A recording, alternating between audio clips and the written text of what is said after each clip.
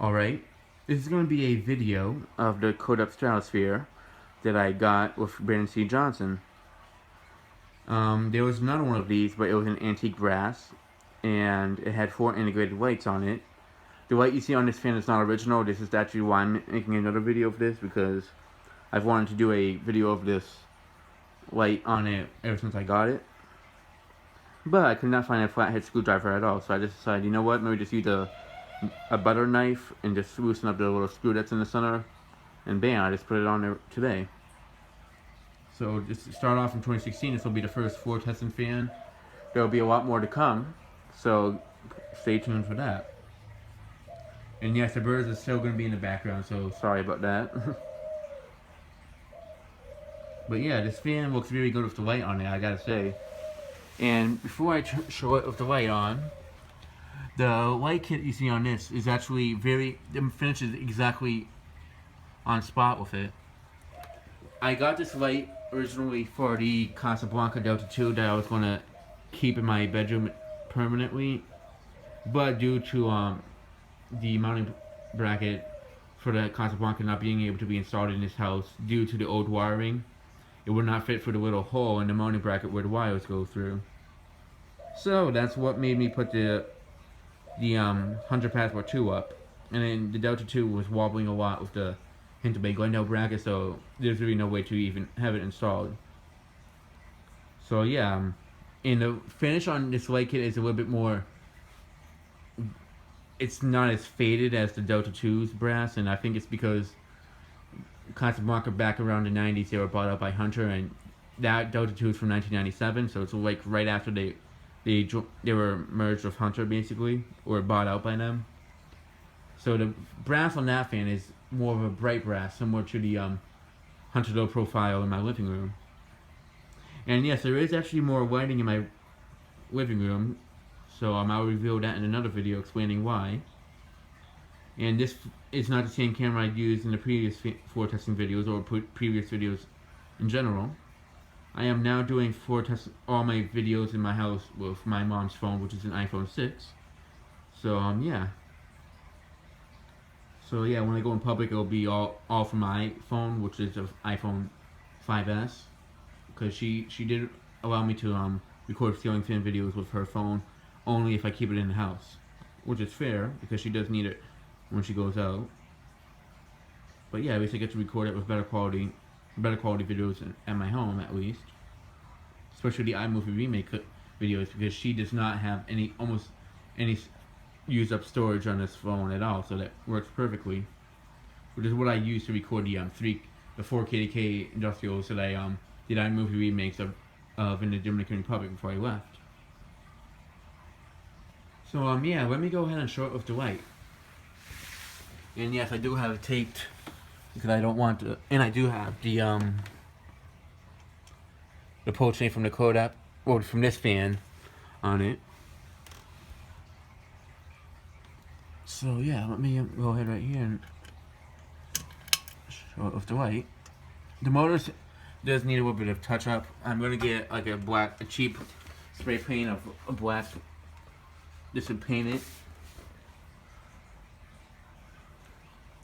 But yeah, this fan looks really nice with the light on out, I gotta say. The stencil really shows up a lot better with it. It looks really nice. And this fan really reminds me of fans that I would see a lot as a kid. So yeah, without further ado, let me go ahead and explain a little bit more about this fan. I don't know if I said this already, but it's from December of 1986. So yeah, there's an 80s fan. And it is reversible stencil to plain oak, but I feel like there really is no point in showing it with the oak side. Unless somebody wanted me to, I would do a video of it with the oak side. I feel like the stencil is really more appropriate, since if it was cane and oak, like if it was one side cane and one side oak, I would show both sides, but stencil really isn't that much different from just regular oak, since you can really see the same thing. It's just a little bit of design on it. So yeah, let me go ahead and shut off the light and start off on low.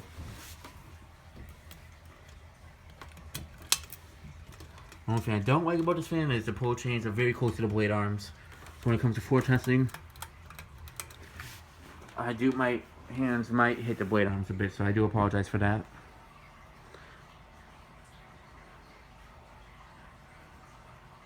Now the roll speed on this fan is a bit fast, I'll say. A little bit faster than the Passport 2 in a roll profile. But for a Codep fan, it's actually not too bad. Codep fans are known for not being the best quality fans back when they were still around, but they did make a pretty good amount of vintage fans like that were very appealing, like this one. So that's why I do like that brand a lot. Back when they were still around, but yeah. Now, basically, they're kind of the quality of Hampton Bay fans before Hampton Bay went downhill in 2008. They were just like a generic, like a regular brand that wasn't the best quality, but it was decent. But they are better air movers than Hampton Bay fans out. Well, some of them. There are some Hampton Bays. I remember asking Coach Semenko if the Hampton Bay St. Clair fan was more powerful than the Codep Regency, and they said that they're basically about the same. So yeah, they really aren't that much different, but they aren't like Heritage or stuff like that.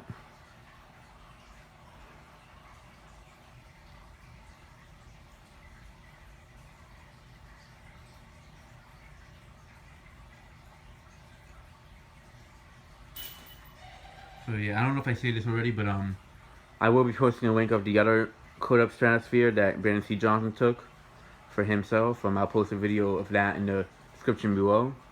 Of his video of it, that is. And yeah. Alright, let me go ahead and show it with the light while it's on low.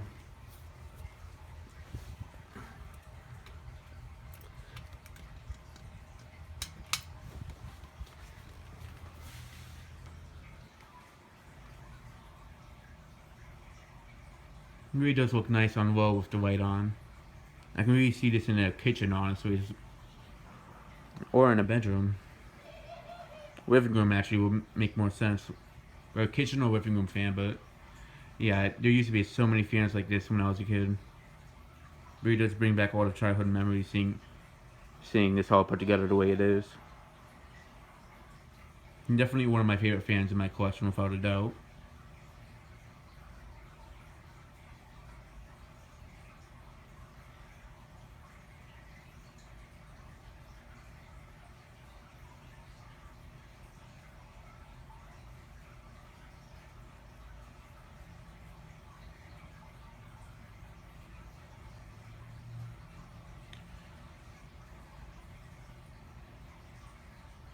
So yeah, now that I'm recording videos on this phone instead, videos may be a bit longer, so do expect that. It might be a good thing, it might be a bad thing, but so you get to see a longer video of the fan in action. So I guess that is a good thing in some ways. So yeah, let me go ahead and shut off the light and move it up to medium.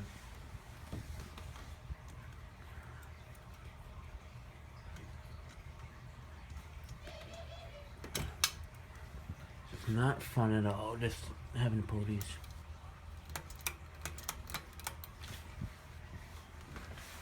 I really don't like pulling the pull chain on the light. It's really uncomfortable. I really do wish it had. I really don't like. That's the only thing I don't like about these lights. Well, if they're installed, it's a different thing. But while they're floor tested, they are kind of a pain to pull. So yeah. Now it is wobbling a bit. I'm pretty sure it's because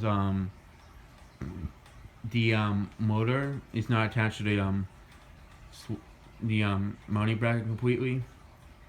And what I mean by that is with huggers, usually there's like two screws that will hold them in on one side, and there's one that will hold it in on the other side. And the one where there's only one screw on that side of the mounting bracket, the screw goes in, but it won't like stay in completely. So that could be the other reason why it's wobbling the way it is.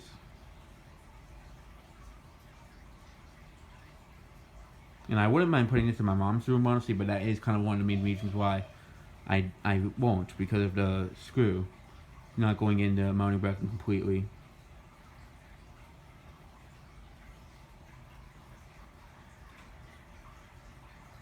But either way, I'll figure out how to get that in the mounting bracket completely so it won't come loose. And yeah.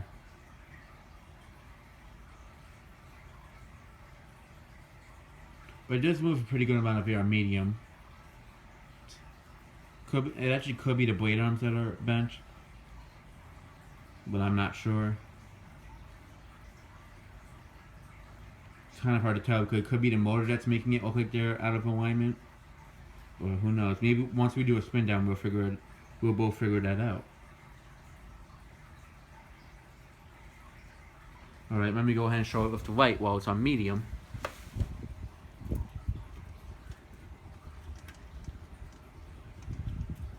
Come on.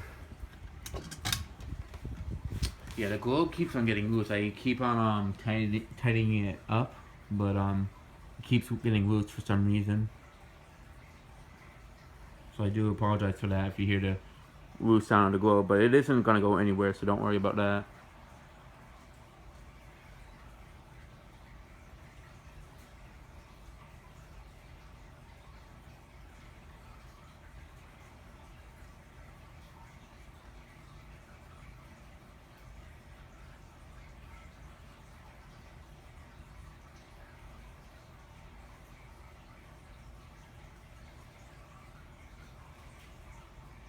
Yeah, it is a very nice fan, definitely. It's very vintage looking. Especially getting this for free in the Hunter Infinity for free as well. Definitely a good deal. Yeah, and with those two being the first Craigslist findings, it is pretty awesome too.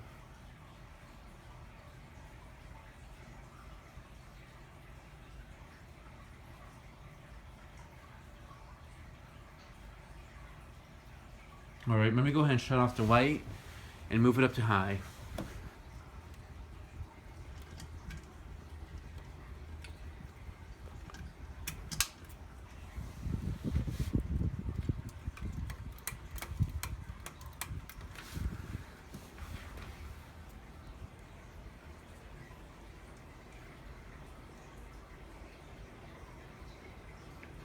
Now for a small motor, the fan does, for a fan that has a small motor, it does go pretty fast. I'm not sure if it's a cast iron motor, I don't think it is, but it might be I think it could be a cast motor. But it is definitely one of the smallest motors I've seen, I would say that, but it does do a good job, so I can't really complain. It does move a good amount of air, so that really is what matters. But of all the fans in my collection, this one probably has the smallest motor of all of them, to be honest. Or the most thinnest, that is.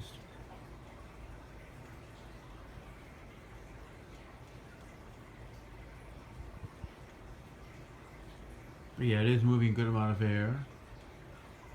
Curtains are moving, so that's a good sign. Some fans can't, they'll move air, but they won't move the curtains around.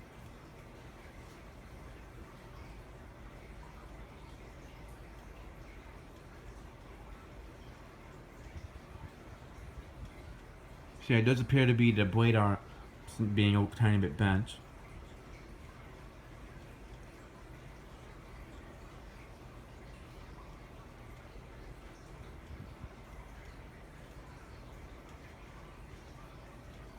But yeah, it is moving a good amount of air, I'll say that. Not as much as the low profile, obviously, but not bad, I'll say that.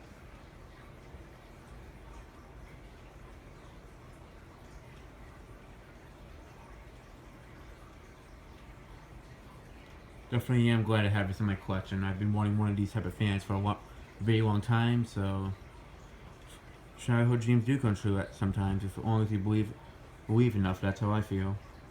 That's what I believe, that is. Alright, let me go ahead and show it with the light. But first, let me bring it up close so you can hear the air movement.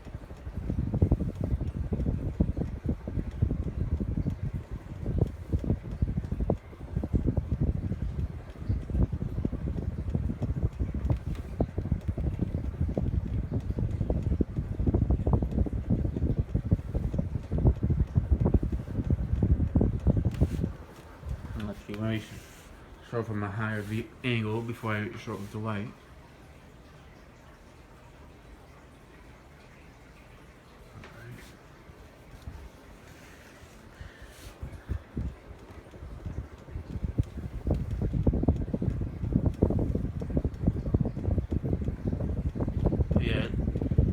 pretty good air move, I'll say that. Definitely would be a good kitchen fan. Definitely would move enough air.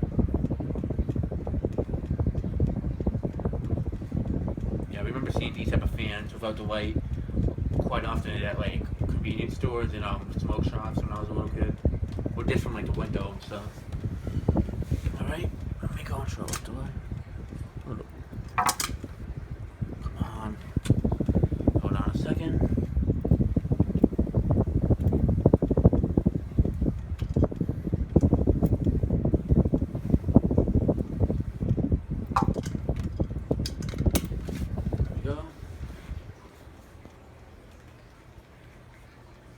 That's the only con about this fan. The blade arms do hang out a bit. The motor sinks in a bit, but it's not like the Hunter blade arms that they don't, like they just go straight out. With this one, they kind of like curve down and then go straight out. Same thing with the Dynasty Hugger, does the same exact thing. I don't know if that's like a common thing with these generic huggers, but it is a pain, I'll say that. But mostly for floor testing, it is somewhat of a pain.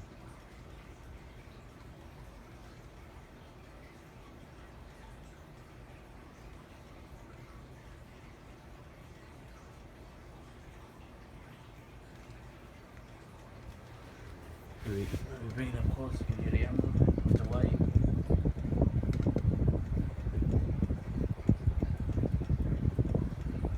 Maybe shut off the light.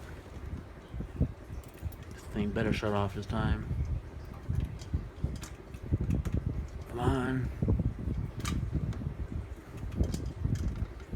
Alright, that's off. Alright, didn't hear it quick, but it's off. And now maybe shut off the fan and do a spin down.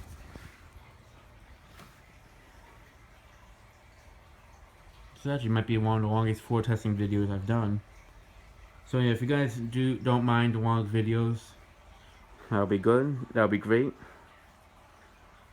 But at least you guys get more fan action, so that is a good part about it.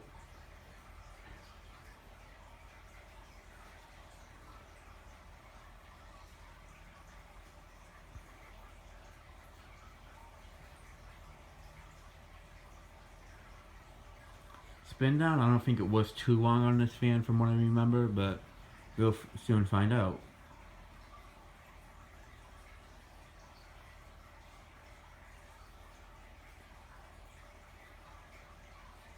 Yeah, I really feel like that is the pull chain wrapped around the screw on the light kit. That every time I pull it, it might be loosening up the screw, so that could be one of the reasons that the globe is getting more loose.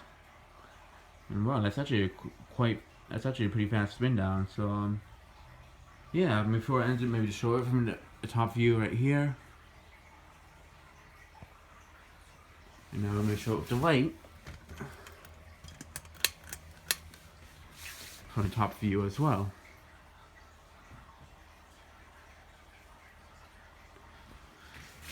Alright, shut off the light. And yeah, that'll be the end of this video. Thanks for watching and stay tuned for more videos to come.